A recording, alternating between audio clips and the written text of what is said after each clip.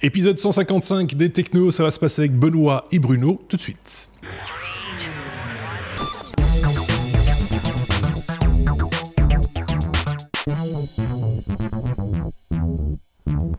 Déjà l'épisode 155 avec les deux B, ceux que je confonds.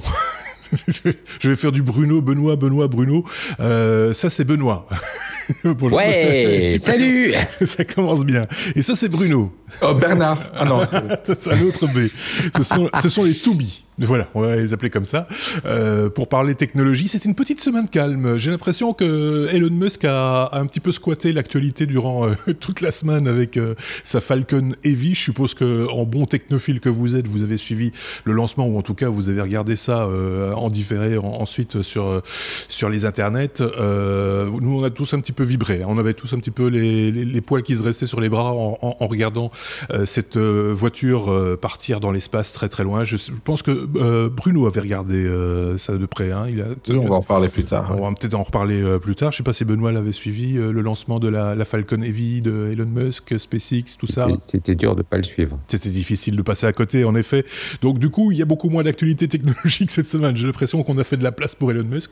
Donc voilà, malgré tout, nos petits camarades ont suivi l'actualité technologique, leur actualité technologique, je vais y arriver, et on va décortiquer tout ça ensemble. Avant de commencer, merci pour les pouces vers le haut quand vous êtes sur YouTube, merci aussi pour les petites étoiles quand vous êtes sur iTunes ou les autres plateformes de podcasting pour nous remercier, ça nous fait chaud au cœur et c'est tant mieux.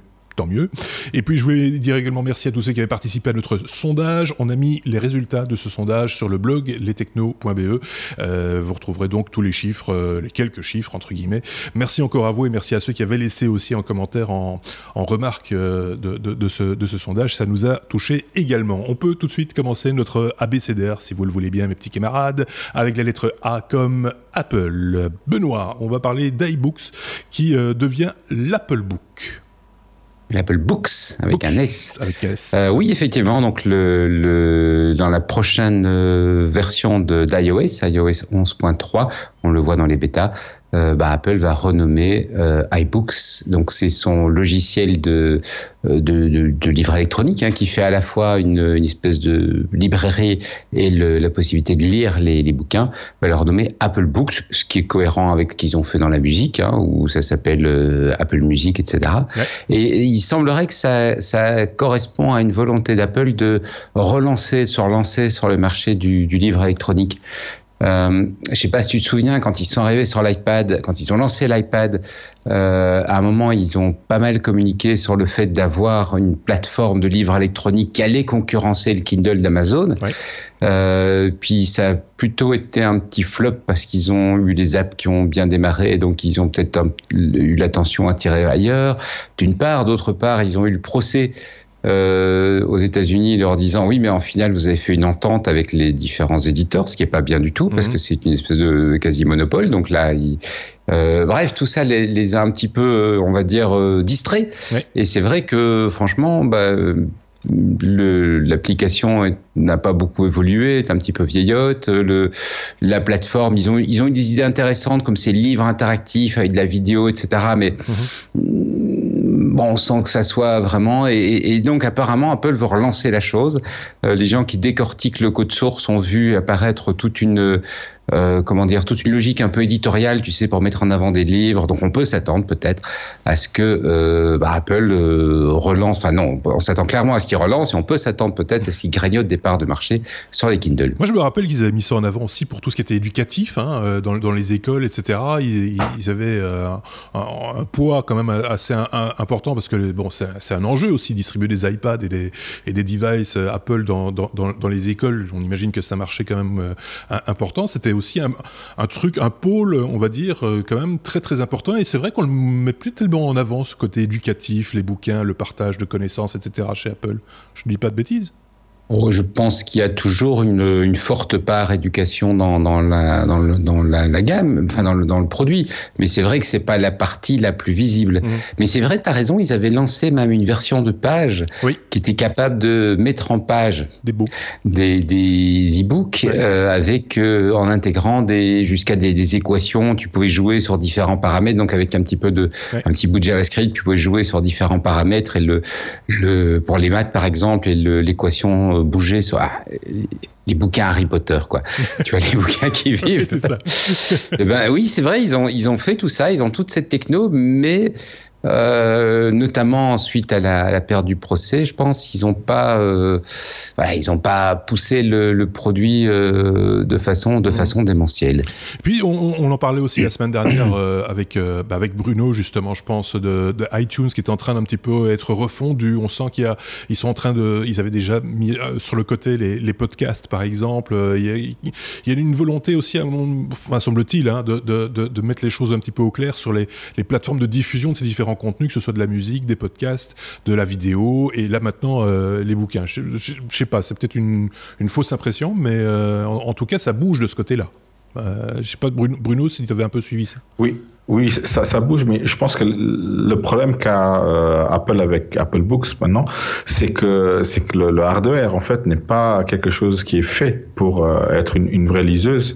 Oui. Et donc Apple Books, c'est plutôt des livres à contenu hautement intéressant, colorés, plutôt des magazines, alors que des Kindle c'est plus des livres. Donc ceux qui lisent beaucoup vont utiliser un peu moins une tablette iPad qu'une liseuse, parce que c'est plus lourd, parce que l'écran fatigue les yeux, parce que c'est quand même rétroéclairé.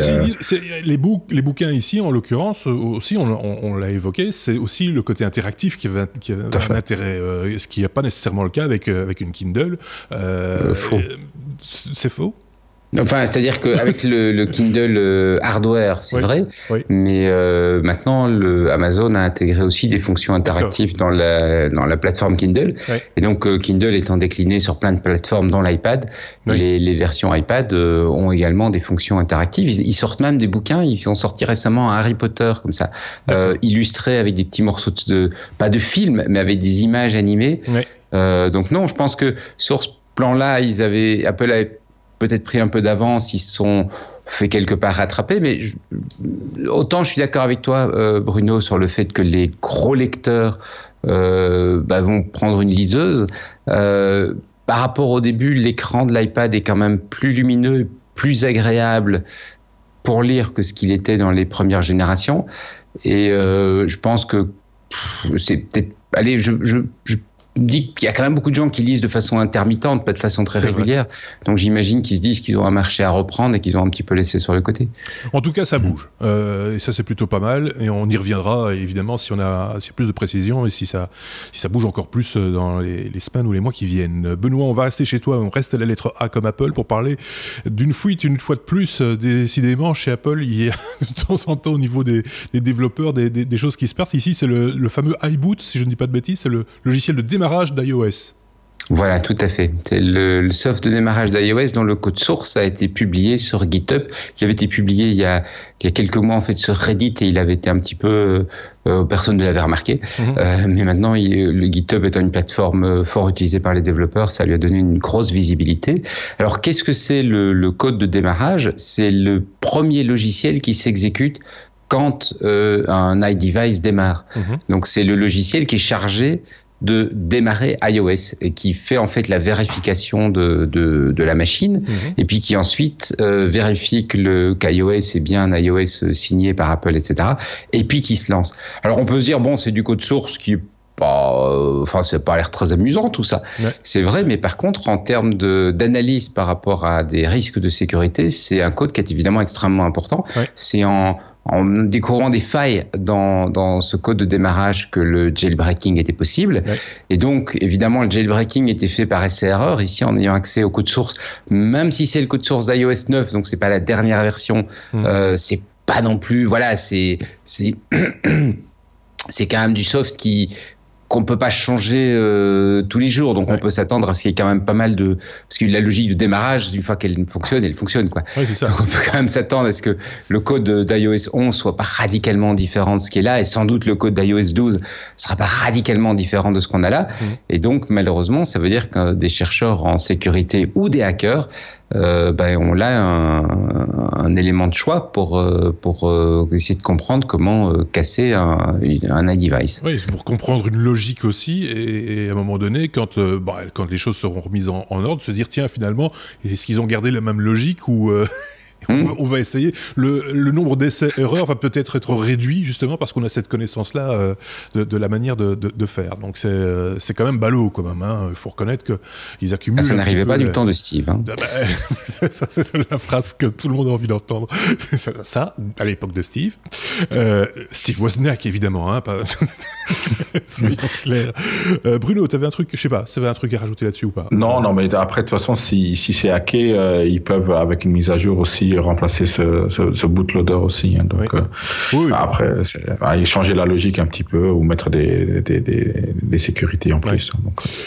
Affaire à suivre, comme on dit dans ces cas-là. Mais si tu te souviens, le jailbreaking, la saga du jailbreaking qui a duré tout un temps sur iOS, c'est un code qui est quand même pas simple à sécuriser parce qu'ils ont mis longtemps à résoudre toutes les failles qui avaient été trouvées sans avoir l'accès au code. Ouais. Donc oui, tu as tout à fait raison, quand il y aura une faille, Apple va la corriger, mais on risque d'être reparti pour une série de failles. Oui, c'est le début des problèmes, en gros. On va voir, c'est très rassurant, je trouve, Benoît, merci beaucoup. On est toujours à la lettre A comme Apple. Oui, parce qu'il y a des choses à dire cette semaine. Bruno, on a vu apparaître un brevet Apple Pencil, mais un Pencil pour toutes les surfaces, manifestement. C'est le Pencil universel.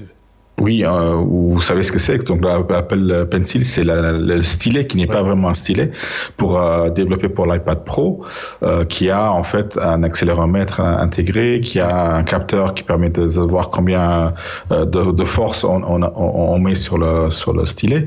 Ils ont donc mis un brevet sur une nouvelle technologie qui, par triangulation, permettrait en fait d'utiliser ce stylet sur n'importe quel appareil à écran, ordinateur ou écran, sans devoir toucher l'écran. Donc c'est la position dans l'espace qui serait donc prise en compte, et l'inclinaison, etc. Donc ça permettrait par exemple de l'utiliser comme sur une tablette graphique sans avoir la tablette graphique. C'est ça. En gros. Donc, imaginez utiliser ça avec un iMac ou un MacBook, entre autres. Donc, ça serait assez intéressant. Donc, affaire à suivre. Donc, le stylet, il date de fin 2015. Là, il faudrait voir si ils annoncent apparemment on va entrevoir une nouvelle version. Peut-être que cette nouvelle version-là permettra justement d'aller dans cette direction-là. Ouais. Et après, il faut quand même que le hardware derrière suive, ou que des capteurs soient installés sur les écrans. Mais je pense Apple est capable de faire avancer ça, parce que ça serait une avancée pour surtout les graphistes, hein, donc qui est quand même la plateforme de prédilection des graphistes, c'est quand même macOS. Donc de voir ça, et tout ce qui est édition vidéo, on va dire. Hein, donc tout ça, ça peut être tout marché assez bien. Tout ce qui est un petit peu créatif, ouais. Voilà, créatif. Ouais. Donc c'est un bon outil, mais qui est limité à l'iPad Pro. Donc si ça se démocratise, donc ça sera assez intéressant. Oui, parce que finalement, on pourra s'amender des fameuses tablettes type Wacom et autres, si je comprends bien.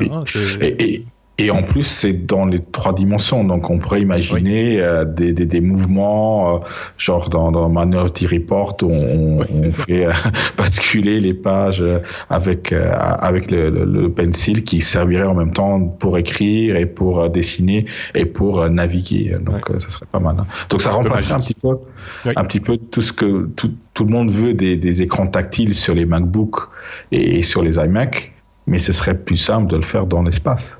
Je suis en train de te dessiner des cheveux. Des cheveux, ah oui, c'est gentil. Parce que finalement, c'est ça, on pourra avec le fameux pencil, que ce soit sur une surface ou dans l'air, commencer à faire des dessins, etc. D'un point de vue créatif, ça peut créer aussi des nouvelles choses, quoi.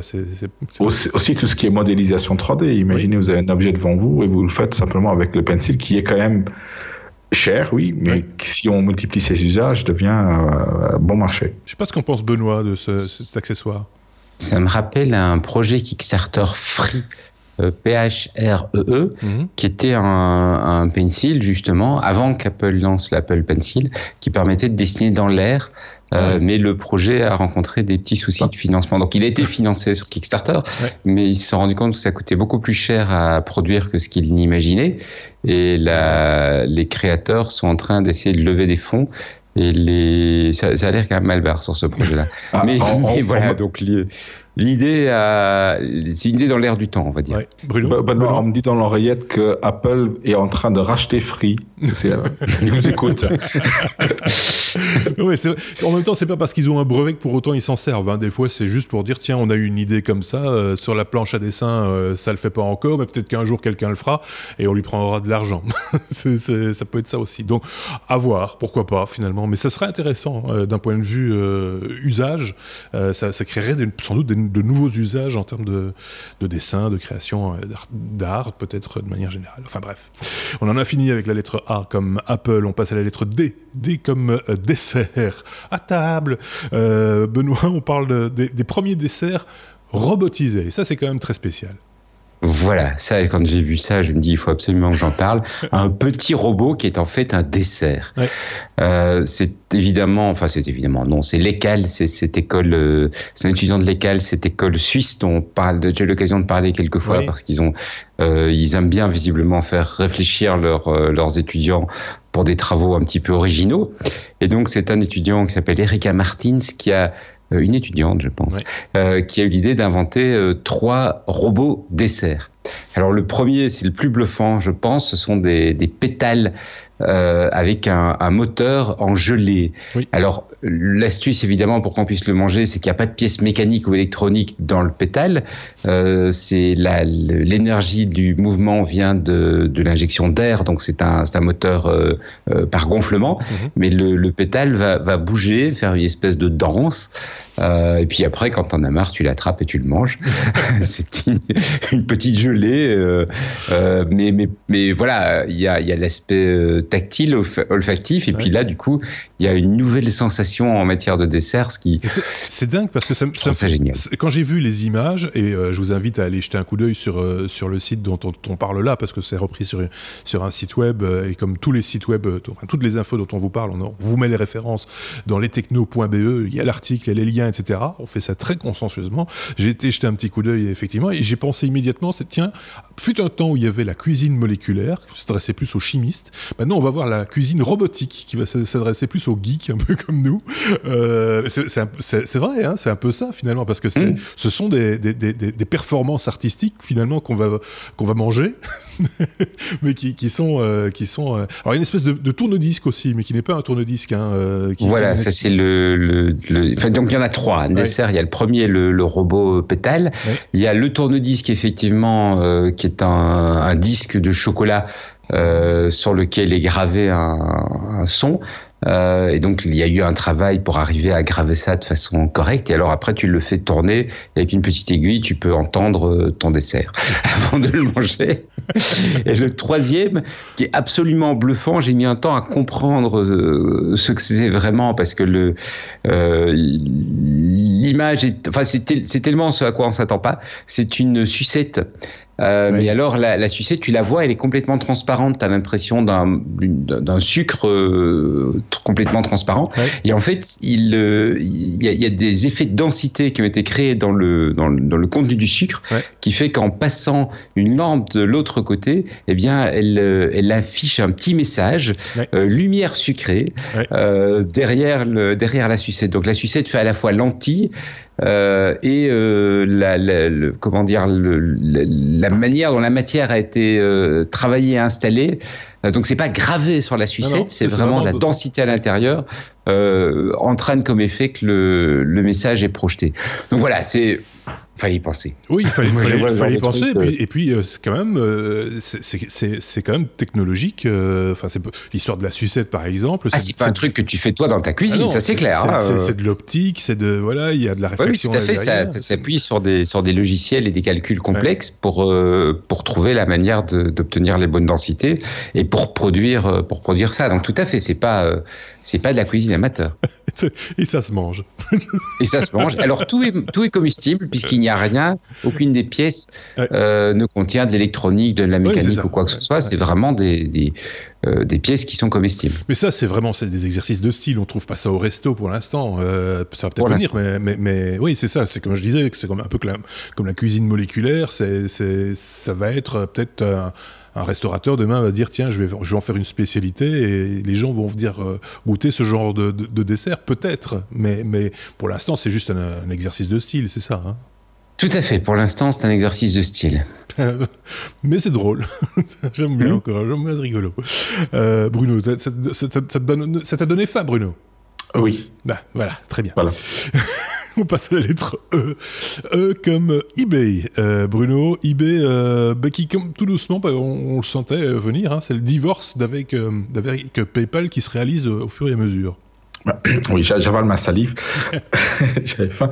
Donc oui, effectivement. Donc ça faisait à peu près 15 ans hein, que eBay utilisait PayPal comme moyen de paiement, surtout pour les commerçants. Donc en fait, juste après l'entrée en bourse de PayPal, eBay avait racheté PayPal, oui. Et donc c'était un peu logique qu'ils utilisent que ça.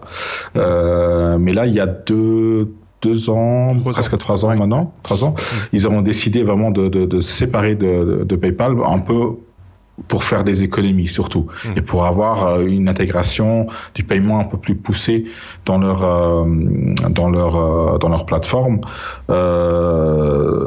Donc c'est pour ça qu'ils veulent se séparer à moyen terme de PayPal. Ça sera pas pour tout de suite, hein, ça sera pas avant 2020 que ça sera plus le moyen de paiement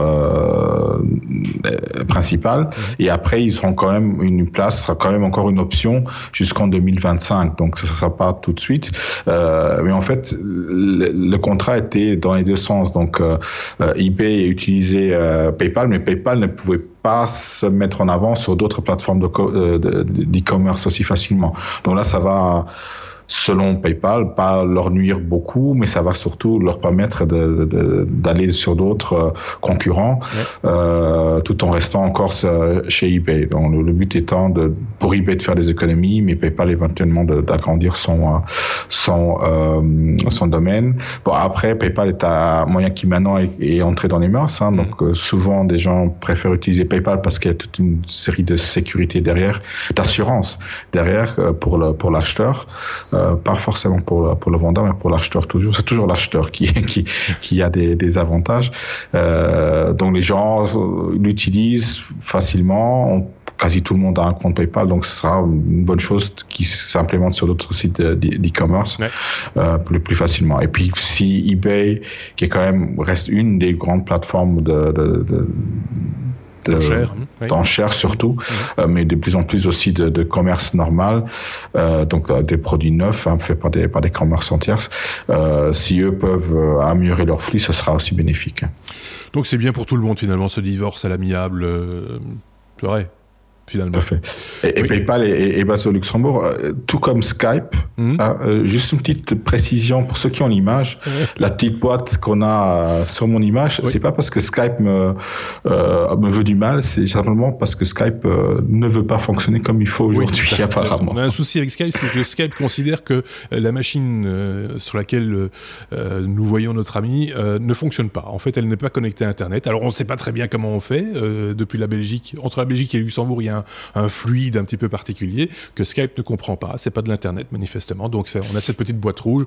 Ce sera réparé, ne vous inquiétez pas. Et c'est pas fort dérangeant finalement. On peut passer à la lettre G si vous voulez bien. G comme Google, Bruno, pour parler des objets virtuels incrustés dans des images. C'est un truc que moi j'ai vu parce qu'on se connaît, on se suit un peu sur Facebook et sur les réseaux sociaux. Et je t'ai vu jouer avec une poule cet après-midi. Oui. C'est de ça dont il s'agit. Non, je n'ai pas de poule. Mes parents avaient des poules, mais je n'ai pas de poule. Je vis dans un appartement maintenant, j'ai pas de quoi avoir une poule à la maison, quoique. Sur le balcon. J'ai un chat. Oui, j'ai un balcon. J'ai un chat, mais le chat, il n'aimerait pas trop la poule. Donc, tout à l'heure, je me suis amusé avec une nouvelle application, enfin une nouvelle version d'une application de Google qui s'appelle Motion Stills. Je vous invite à aller la télécharger sur le Play Store. Android Store, peu importe comment on l'appelle. C'était une application qui était lancée il y a quelques années, il y a 2 ans je pense aussi, pour faire des petites vidéos genre les photos vidéo qu'on a sur iOS aussi. Ils avaient intégré cela au Pixel 2. Et là, ils ont rajouté une petite couche. C'est une partie de réalité augmentée. Voilà, ils appellent ça des stickers AR, Augmented Reality. Et en fait, on peut choisir parmi certains objets, dont une poule, un T-Rex, un robot et d'autres petits objets assez bien rendus. Pas très lissés, mais qui vont être placés sur une surface plane que vous pouvez prendre par exemple une table ou votre main et le système va reconnaître cette surface-là et reconnaître les mouvements de votre téléphone, de votre caméra grâce à tous les capteurs qui a intégrés et placer l'objet exactement au bon endroit et faire des transformations en fonction des mouvements que vous faites avec votre téléphone. Donc c'est assez impressionnant. Ça marche très bien et ça marche surtout sur n'importe quel téléphone Android. D'accord. Donc ils utilisent simplement tous les capteurs. Donc ils expliquent ça assez bien dans un de leurs billets dans un blog. Donc ceux qui s'intéressent un peu à tout ça, à aller voir. Ceux qui veulent juste faire joujou, télécharger l'application et faites des petites vidéos que vous pouvez après exporter soit en GIF, soit en vidéo et vous pouvez les mettre un peu n'importe où sur n'importe quel réseau social. Donc c'est assez marrant. L'idée c'est d'enregistrer d'enregistrer ces petites séquences, ces vidéos, un peu comme on le fait avec les filtres Snapchat et des choses comme ça. Exactement. C'est un peu cette idée-là. Et là, en plus, voilà, c'est rigolo comme tout, c'est mignon. J'ai pas l'impression que cette application soit très lourde, en plus qu'elle soit très... voilà. Parce qu'il y a des applications de ce type-là, par exemple, je pense à Ikea, par exemple, pour simuler l'installation d'un meuble chez soi, etc. Où c'est un peu plus lourd, comme on sent que c'est un peu... ça tire un peu sur le processeur. Ici, ça a l'air d'être plutôt fluide. Alors évidemment, la cocotte en question ou les petits modèles sont plutôt angulaires. On va dire que on a l'impression que c'est plus des, je sais pas, ils sont en papier ou quelque chose comme ça. C'est un petit peu. C'est un début, et c'est Google Labs, c'est pas Google directement. Donc c'est vraiment du code qu'ils vont après réutiliser dans d'autres applications et c'est quand même assez prometteur et c'est très léger. C'est vraiment ce qu'ils ont voulu faire, c'est montrer que avec peu de code, un truc très léger, ils arrivent à faire de la réalité augmentée. Chouette. Les liens, bien sûr, comme toujours, dans notre blog lestechno.be. On en est à la lettre L, Benoît. L comme luminaire. Voilà une solution qui va plaire sans doute aux orphelins de Lightroom. Voilà, et en fait, c'est pas du tout une actu neuve parce que c'est d'octobre l'an dernier, mais je l'ai complètement zappé. Et comme la dernière fois, je pense, dans la dernier épisode auquel j'ai participé, on parlait de la disparition de Lightroom hors de l'édition cloud, donc le Lightroom que les gens qui font de la photo mais qui font pas de la photo en professionnel regrettent fort de voir partir, la licence permanente. Et on s'était dit, le problème c'est qu'il y a plus franchement d'alternative. Et j'ai découvert que cette boîte Skyloom, en fait, qui vend un logiciel de développement de fichiers RAW qui aujourd'hui ne fait que du développement, donc ce n'est qu'un module, je vais dire, des modules Lightroom, c'est le module de développement photo. D'accord. Un logiciel qui a l'air pas mal fait, j'ai pas encore eu l'occasion de jouer beaucoup avec puisque je viens de le découvrir, mais qui a l'air d'avoir toutes les fonctions de retouche prévues, qui est capable même de gérer des plugins Photoshop, etc. Donc un logiciel de manipulation de photos, mais qui a l'air chouette, depuis le fichier RAW jusqu'à la fin. Eh bien, l'éditeur a senti que la disparition de Lightroom, ou plutôt le fait que Lightroom ne soit plus disponible que via l'abonnement, ça lui ouvrait des parts de marché, et ils ont annoncé l'intégration d'un Digital Asset Management, d'une gestion des contenus numériques dans leurs produits, qu'ils annoncent sortir dans le courant de l'année. Donc c'est un petit peu tôt, le produit est disponible, mais uniquement le module d'édition de photos qui existe depuis un certain temps pour Mac et pour Windows. Mais alors ils annoncent que dans le courant de l'année, sans doute fin de l'année, ils nous proposeront un vrai remplacement de Lightroom, y compris donc la gestion de la bibliothèque. Ne m'en demande pas plus parce que là aujourd'hui, c'est l'info qu'on a. Ils ont reconfirmé récemment qu'ils faisaient des jolis progrès, qu'ils avançaient bien, sans en dire plus. Donc voilà, on va être un petit peu patient. Ça va coûter des sous. Mais c'est chouette parce que ça peut nous offrir une alternative. Oui, ça va coûter des sous. Oui, ça a coûté des sous, mais pas excessif, dans le sens où ce serait même moins cher qu'une licence Lightroom. Aujourd'hui, le logiciel est à $70, alors qu'une licence Lightroom complète était quand même à un peu plus de 100 €. Oui. Donc, globalement, c'est pas nécessairement un mauvais deal. Et alors, si on parle de l'abonnement, l'abonnement, il faut casquer tous les ans, et c'est ce qu'on avait discuté l'autre fois, hein. Si on s'en sert souvent, c'est très bien. Si on n'est pas pro, c'est quand même une grosse augmentation de coûts, parce que voilà, il y a le fait que l'abonnement, c'est tous les ans, il faut casquer, même si tu n'as pas besoin de la nouvelle version. Oui, et puis, c'est de l'argent, même si tu es amateur averti, si tu dois payer des licences tous les ans, c'est de l'argent que tu ne vas pas mettre dans tantôt un nouvel objectif, tantôt un accessoire photo, etc. Et donc, c'est un petit peu, je veux dire, pour l'amateur averti, une fois de plus, mais dont c'est la passion, c'est un petit frein quand même, quoi. Donc, autant avoir une application comme ça qu'on achète une fois et qui, à la rigueur, de temps en temps, si on a envie, faire une petite évolution, une mise à jour, etc. Mais si c'est fonctionnel, Lightroom, c'est pas non plus le truc qui était remis à jour toutes les semaines, hein. Je veux dire, c'est pas... C'est-à-dire que le gros des mises à jour, c'était quand ils intégraient de nouveaux boîtiers. Oui, voilà. Et donc, alors, il y a eu quelques belles améliorations dans le logiciel, hein, mais je pense que beaucoup d'amateurs font la mise à jour quand ils s'offrent un nouveau boîtier, c'est-à-dire pas tous les ans, en fait, tous les 2-3 ans. Et un autre truc, moi, qui me gêne terriblement dans le modèle de l'abonnement, c'est le fait que si j'arrête de payer l'abonnement, j'ai plus accès à mes photos. Oui, il y a un peu de ça aussi. Et c'est quand même un truc qui est un petit peu inquiétant, je trouve. Oui, parce que c'est un fameux fil à la patte, effectivement. Oui, hein, ça veut dire que voilà, tu as un mois où tu avais un problème de carte de crédit, carte bleue. Pour une raison X, Y ou Z, le paiement passe pas. Paf, tu sais plus voir tes photos. Oui.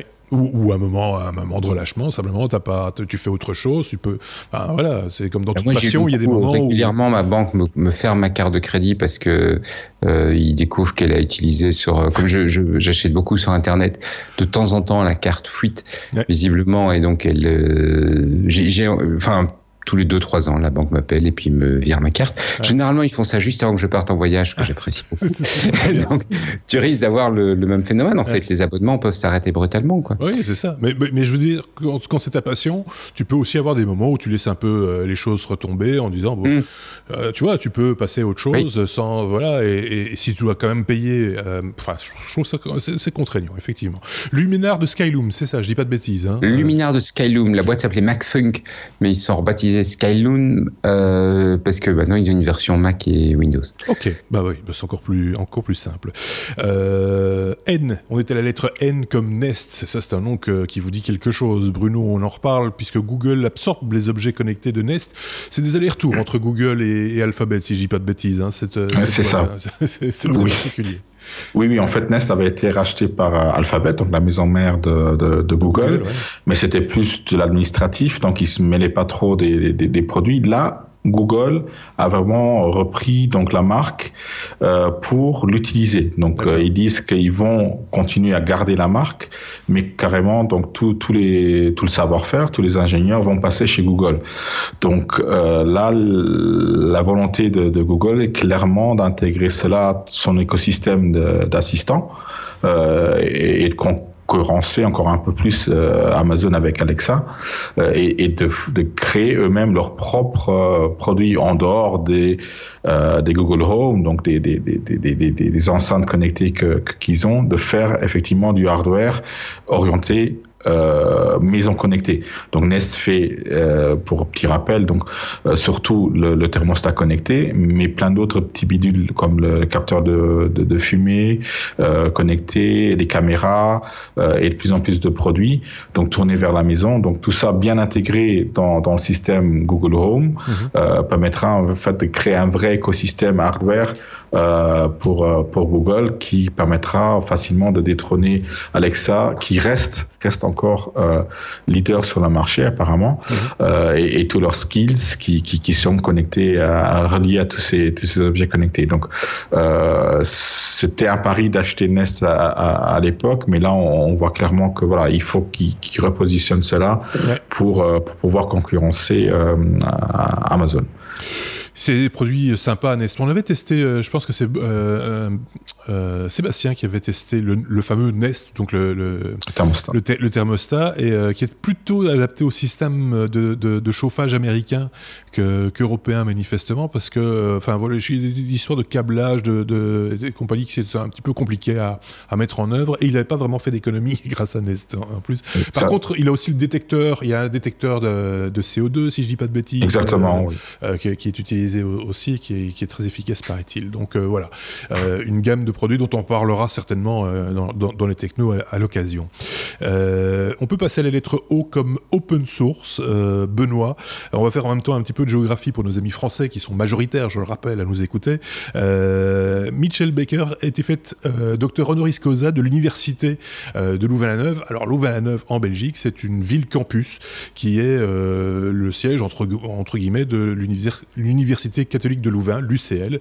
Voilà, pour vous situer un petit peu, c'est en périphérie Bruxelles. Enfin, c'est même un petit peu plus qu'en périphérie Bruxelles. C'est une quarantaine de kilomètres de Bruxelles. Voilà pour le petit point géographie, si vous voulez bien, mon bon Benoît. Voilà. Et donc l'université vient de nommer 3 nouveaux docteurs honoris causa. Oui, je dis bien. Donc Mitchell Baker qui nous intéresse au premier chef parce que c'est la présidente de la fondation Mozilla. Ah bah oui. Et c'est quelqu'un qui est pas spécialement connu, mais qui est quand même extrêmement important sur Internet, puisque c'est elle qui pilote le projet du navigateur Mozilla. Et derrière l'ensemble des projets libres et l'espèce de pression ou de poussée gentille vers du libre que la fondation entretient, ainsi que le côté, tu vois, réflexion par rapport à l'utilisation des données, etc. Enfin, tous les thèmes qui sont chers à la fondation Mozilla, eh bien, c'est Mitchell Baker qui un petit peu est à la tête de ce genre de choses. Et ça fait longtemps en plus qu'elle est active dans ce secteur parce que elle a été, qui se souvient encore de Netscape Corporation, oui. La boîte qui a été sans doute la première start-up Internet, hein. C'était le navigateur extrêmement bourré de bugs, qui était une horreur à utiliser, mais qui nous paraissait tellement extraordinaire et tellement moderne. Une excellente alternative déjà à l'époque à Internet Explorer. Oui, enfin, c'est Internet Explorer qui a voulu être une alternative à Internet. Bref. Mais je veux dire, tu sais ce qu'on dit, hein, à vaincre sans péril, on triomphe sans gloire. Donc c'est pas ça que j'aurais pris comme étant, tu vois, son point d'intérêt principal. Non. Mais bref, elle a été la première juriste à la base du département juridique de Netscape. Elle a accompagné Netscape dans sa croissance jusqu'au rachat par AOL et elle a contribué à la rédaction de la licence libre Mozilla. Donc elle s'est intéressée très tôt à ces problématiques de logiciels libres, et puis elle a accompagné la fondation lors de sa création. Et donc voilà, donc c'est plutôt chouette d'entendre que ces contributions sont reconnues et que voilà, elle vient donc d'être nommée docteur honoris causa. Voilà pour l'histoire, merci. On parle, parce que ça nous fait quand même bien plaisir d'en reparler, parce que c'était quand même l'actu de la semaine, à la lettre S comme SpaceX, évidemment. Bruno, on reparle donc de ce lancement qui a un quasi-succès total. Oui, un quasi-succès total, effectivement. Donc, ceux qui n'ont pas suivi, qu'est-ce que c'est SpaceX ? C'est une nouvelle société lancée par Elon Musk. Enfin, nouvelle, ça fait quand même une douzaine d'années qu'elle existe, mais bon, c'est quand même assez court pour le résultat auquel ils ont réussi à avoir maintenant cette semaine.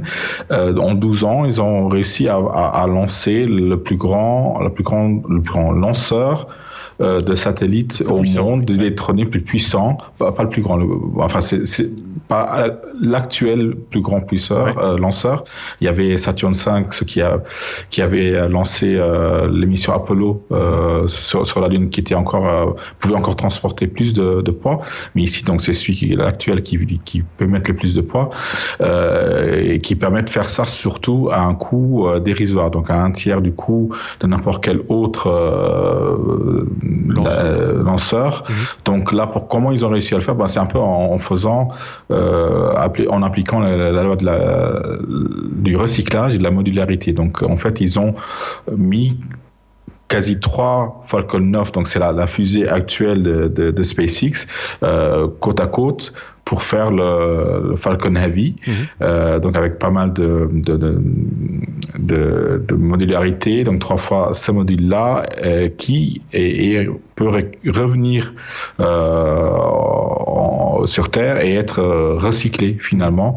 Donc ils font pas mal d'économies. Donc quasi total le succès parce qu'en fait les 2 lanceurs latéraux sont bien posés sur Cap Canaveral, Kennedy, en Floride. Ouais. On a vu les images, enfin ceux qui ont suivi, c'était surréaliste parce qu'on aurait dit ça tiré d'un film, tellement c'était parfait. Synchrone, les deux modules se sont posés à quelques centaines de mètres de distance. On voyait bien ça sur l'image et exactement au même moment, ils se sont posés. Donc c'était assez hallucinant. Par contre, le module central, lui, parce qu'il a eu des moteurs qui ne sont pas allumés au bon moment, a atterri en mer. Donc c'est quasi total. Mais je pense que le plus important de cette mission, déjà, c'était une mission à haut risque, donc complètement inconnue si déjà le vaisseau allait quitter la Terre ou pas sans exploser. C'était que dans la partie principale, dans le nez où il y a normalement le payload, tous les satellites, Elon Musk avait habilement mis sa première voiture, donc de Tesla, le Roadster rouge, soi-disant sa voiture à lui. Il avait mis au volant un mannequin qui portait les futures combinaisons de SpaceX aussi. Donc, et ça a fait le buzz avec de la musique de David Bowie. Et cette voiture-là, maintenant, fait normalement le tour du Soleil jusqu'à quelques milliers d'années. Donc c'est assez intéressant que de la manière dont tout le marketing tourné autour d'Elon Musk, à nouveau, on le rappelle, c'est son fort, mais il arrive à faire du rêve une réalité. Et c'est un peu ça, car en 12 ans, avoir réussi à faire ça, c'est important. Donc alors, là, ils vont pouvoir gagner beaucoup d'argent pour avoir la suite. La suite, c'est quoi ? C'est en fait la BFR, la Big F Rocket, on va pas dire le mot, sinon on sera encore censuré, mais c'est ce lanceur-là qui après devra amener des êtres humains sur Mars en fait. Au début c'était le Falcon Heavy qui devait le faire, mais ça sera plutôt l'autre, le BFR qui va le faire. Donc c'est assez impressionnant. Pour en revenir au lancement de Falcon Heavy et de la voiture dans l'espace, il y a quand même, ça a l'air simple comme ça, quand on voit les images, c'est un peu magique. On s'imagine avoir bientôt un accident entre la voiture et le TARDIS, par exemple. C'est un petit peu des images presque artificielles, mais on se doute bien qu'elles sont réelles. Mais quand même, il a fallu penser à un tas de détails un peu idiots pour que cette voiture ressemble encore à quelque chose une fois dans l'espace, comme par exemple ne pas mettre d'air dans les pneus.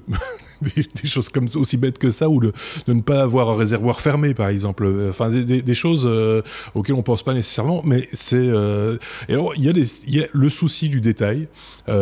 Également, on a vu plein de photos circuler. Entre autres, je vous conseille de vous abonner à l'Instagram d'Elon Musk, parce qu'il publie là quelques photos de ces fameux boosters une fois revenus sur Terre, par exemple, mais aussi de quelques détails, comme par exemple le circuit imprimé sur lequel il est marqué « fabriqué sur Terre par des humains ». Exactement. Des choses comme ça. Et alors, sur le tableau de bord, mais ça, je ne l'avais pas vu, c'est lui qui l'a signalé pendant la conférence de presse, je pense que c'était hier ou avant-hier, où il indiquait que sur le tableau de bord, il y avait une petite Tesla avec un petit cosmonaute au volant de la petite Tesla collé sur le tableau de bord, juste parce qu'il trouvait ça rigolo. C'est complètement absurde, mais voilà. Je sais pas ce qu'en pense Benoît de cette prestation, on va dire, ou de ce truc un peu fou. Je suis pas fanboy comme vous, mais c'est vrai que récupérer le système Falcon, la récupération des boosters, etc. Chapeau bas, hein, c'est du très très beau travail, très propre. Et puis c'est ça qui fait aussi que ces lancements vont être plus économiques, comme l'a expliqué Bruno, dans les mois et les années qui viennent. Apparemment, ils savent aussi mettre en œuvre très rapidement des lancements de satellites, alors que d'autres ont plus de temps. Ils ont des portefeuilles aussi, des agendas plus chargés que les siens sans doute. Et donc, ils peuvent mettre en œuvre très rapidement des lancements dans les semaines et les mois qui viennent. Bruno. C'est aussi un proof of concept un peu pour les Tesla, parce que à l'époque, il y a quelques années, quelques dizaines d'années, où il y avait les Russes et les Américains qui, en fait, construisaient des missiles et des fusées pour prouver un peu qu'ils peuvent faire l'un, peut faire l'autre. Ici, SpaceX prouve qu'ils peuvent, avec tous leurs capteurs, toute leur intelligence, toute leur algorithmique, reposer des lanceurs sur Terre. Donc, ils veulent dire, voilà, si on sait faire voler des fusées, on sait quand même vous faire des belles voitures qui vont vous avoir un autopilote aussi. Hein, donc. Oui, c'est ça. Ouais, j'attends le placement de produit dans un prochain Star Wars où on verra passer dans le fond la voiture, parce que là, elle est partie pour planer dans l'espace pendant des milliers d'années, donc on pourrait très bien l'imaginer de voir dans un film de science-fiction demain ou après-demain. Donc... fin de la parenthèse, c'était un peu le côté rêve de la semaine et qui avait, comme je l'avais dit au début de cet épisode, pris un peu la place de l'actualité aussi, Benoît. Un des développeurs me disait... quand je pense le temps que j'ai passé à corriger je ne sais pas quel bug obscur, et puis je vois ces deux fusées qui se posent comme ça, c'est à fou dégoûter. C'est juste... moi, c'était vraiment... Les deux images qui m'ont le plus marqué, c'est le retour des boosters, effectivement, en parallèle, quasiment à la seconde près, et cette voiture dans l'espace, parce qu'il y a un côté un peu surnaturel, c'est très particulier, mais le retour des boosters et la qualité, entre guillemets, de cette navigation qui est... enfin, voilà, c'est magique, voilà. J'ai pas d'autres mots. On passe à la lettre S comme Sony, Bruno, pour parler de la PS4, puisque les parents vont pouvoir bientôt, sur la PS4, limiter le temps de jeu des enfants. Oui, c'est une mise à jour du logiciel de la console, donc la PS4 Sony, qui va permettre... par donc la partie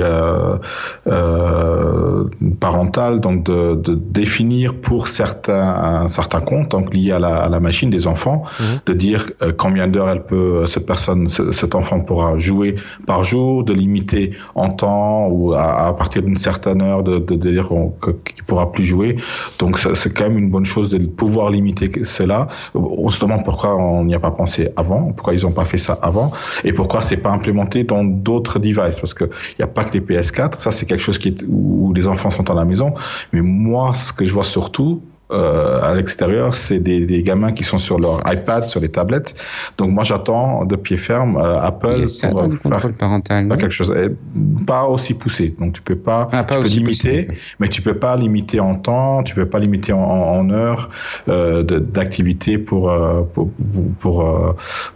les iPads. Donc c'est dommage que ça soit pas poussé plus loin et qu'on ne légifère pas là-dessus, parce que c'est bien que les enfants jouent, et les parents, parce qu'aussi il y a des commentaires sur les news qui disent c'est bien pour limiter les enfants, mais il faudrait limiter les parents aussi. Pourquoi pas?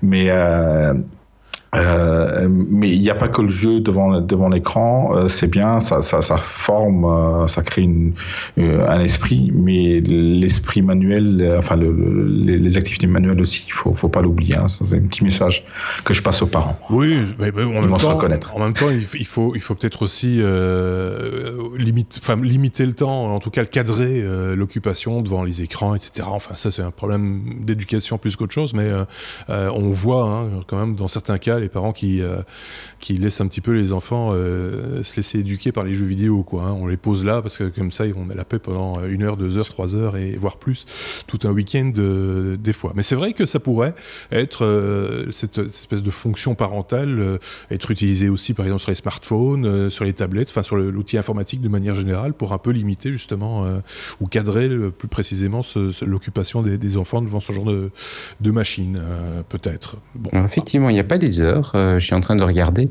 mais tu as quand même déjà un certain nombre de fonctions de contrôle parental. Moi, j'ai activé pour ma gamine le contrôle pour l'accès au site. Et donc ça bloque certains sites qui sont pas très savoureux.